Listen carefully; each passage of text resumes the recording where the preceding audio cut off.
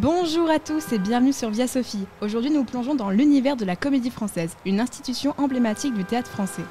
Nous allons vous raconter l'histoire fascinante de cette troupe légendaire, son fonctionnement et sa place dans le monde théâtral d'aujourd'hui.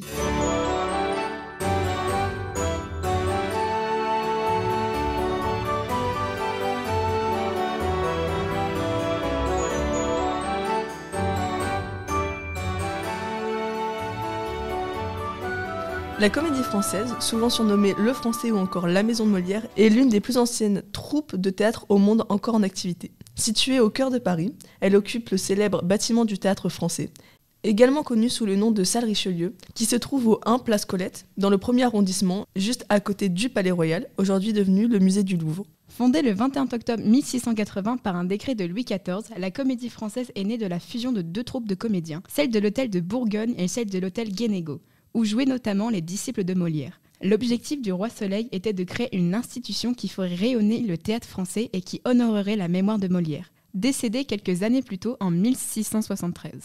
La Comédie Française fonctionne de manière unique et singulière. Elle est dirigée par un administrateur général, actuellement Éric Ruff, nommé par un mandat de 3 ans renouvelable. L'administrateur général joue un rôle central dans la gestion de la troupe et de la programmation artistique.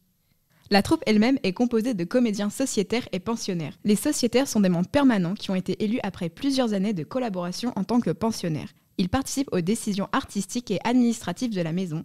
Quant aux pensionnaires, ils sont engagés pour une période déterminée et peuvent être élus sociétaires après une période d'essai, généralement de plusieurs années. C'est le cas de Dominique Blanc, que certains élèves de l'option et de la spécialité théâtre du lycée ont pu rencontrer, et dont l'entretien sera à retrouver la semaine prochaine sur Via Sophie. Les comédiens de la Comédie Française sont souvent considérés comme les gardiens du répertoire classique français.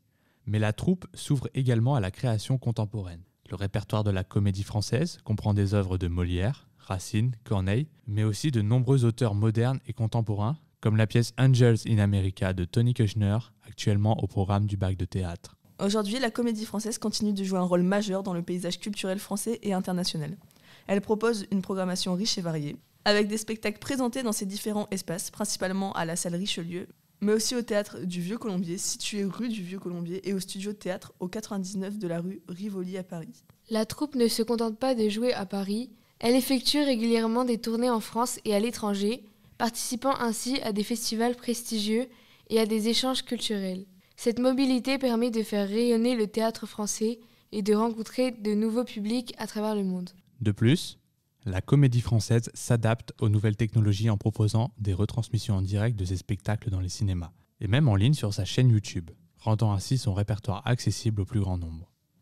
Et voilà, vous connaissez maintenant la Comédie Française, à travers l'histoire riche de cette institution, son fonctionnement unique et son rayonnement contemporain.